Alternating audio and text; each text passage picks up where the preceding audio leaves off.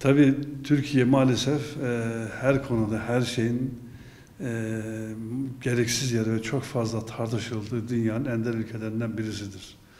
Türkiye'ye kadar her şeyin siyasetin konusu yapıldığı, tartışmaların konusu yapıldığı, işte dinden anayasaya kadar konuların üzerinde insanların saatlerce televizyonlarda tartıştığı ve onlarca kanalın bu işi yaptığı dünyada başka hiçbir ülke yoktur.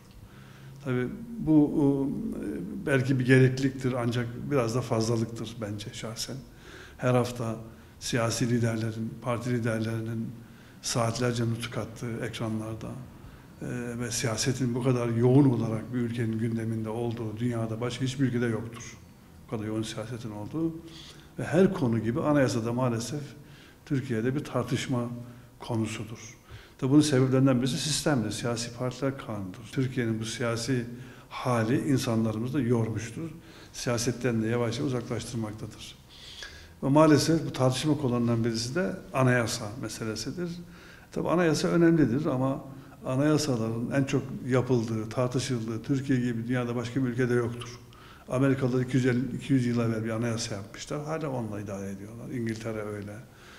Yani işte İkinci Dünya Savaşı'yla belki Avrupa'daki bazı ülkeler anayasaları yeniden yapmak durumunda kalmışlar ama bizim kadar böyle anayasa yapan, anayasa değiştiren, anayasa tartışan dünyada başka bir ülke yoktur.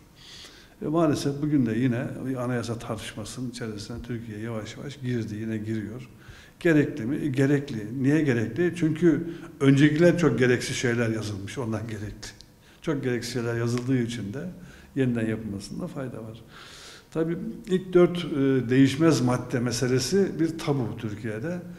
Elbette ki bir devletin kuruluş felsefesini yansıtan, onun ana temel kuramını kurgulayan maddelerin olması da gayet doğaldır. Bunların elbette ki tartışılması mümkündür ama değiştirilmesinin çok kolay olmaması da gayet doğal. Değişmez mi? Elbette ki değişir. Değişmez diye de bir şey yoktur. Bir kere evren çıkar, anayasayı lağvettim der, yeni bir anayasa yapar, der ki işte anayasa budur der ve siz o önceki maddeleri hiçbir tanesini orada bulamazsınız.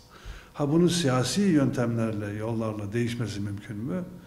Mümkün ama bu sistemde mümkün mü? Bunda da bir şekilde mümkün olabilir. Ama bence bunun yapılabilmesi için de toplumsal ve siyasal ittifak şarttır.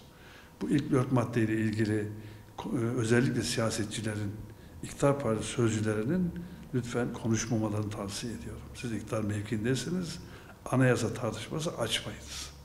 Bir düşünceniz varsa, bir tasarınız varsa çalışın, gidin muhalefet partileri konuşun, mutabık kaldıktan sonra da hep birlikte yapacağınız değişiklikler varsa yapınız.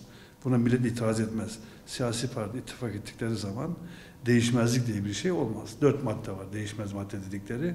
Bunun 4. maddesini önce değiştirirsiniz, değişmez maddeyi kaldırırsınız, ittifakla kaldırırsınız. Ondan sonra değişmez hiçbir maddede kalmaz. Ha, bu maddelerdeki konular değişir mi? Bunlar çok kolay değişmez. Değişmemesi de normaldir. Ama bazı sorunlu kelimeler var.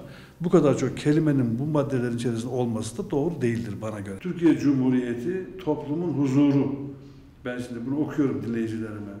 Milli dayanışma ve adalet anlayışı içinde insan haklarına saygılı, Atatürk milliyetçiliğine bağlı, başlangıçta belirtilen temel ilkelere dayanan demokratik, layık ve sosyal bir hukuk devletidir. Şimdi vatandaşımıza soruyorum, ne anladınız? Yani yarısını anlamadı vatandaşımız. Yani böyle bir anayasa maddesi olmaz.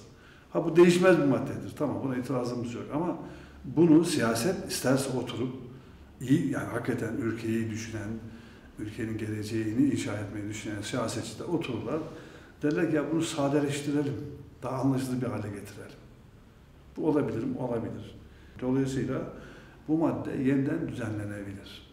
Buradaki kelimelerle ilgili çok takılmaya da gerek yok ama sadeleştirilebilir. Bazı kelimeler çıkartılabilir. Yani Atatürk milliyetçiliği yerine Atatürk bu ülkenin işte kurucu lideridir. Bunu yazarsınız, kurucu lideridir dersiniz mesela. Bir de milliyetçilik diye kendi düşüncelerinizi onun üzerinden anayasa üzerinden millete empoze etmeye kalkmazsınız yani.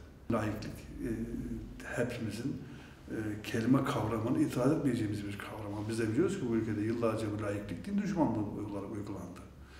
bu ülke yönetimleri belli dönemlerde laikliği, dinde olan hiçbir şey devlette olamaz diye uygulandı. Devlette ve sosyal hayatta cari olamaz diye uygulandı.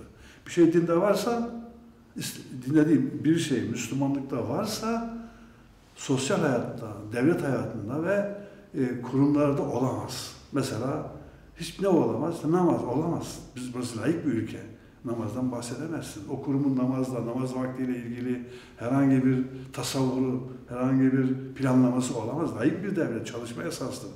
Yani bu fikir bir din düşmanlığı düşüncesi elinde, laiklik tam bir İslam düşmanlığı olarak bu ülkede yıllarca uygulandı.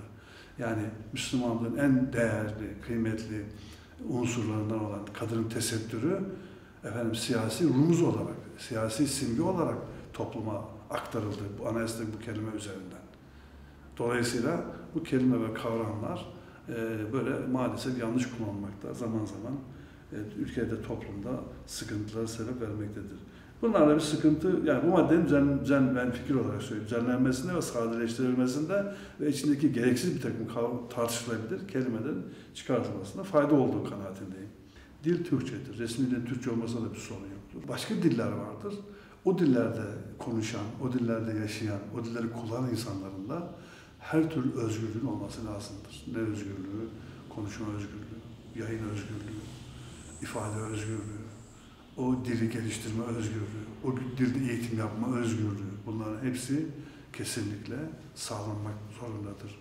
Oranın asli unsuru olan o toplum içinde yaşayan insanların her türlü inanç ve kimlik özgürlüğü mutlaka korunmalıdır.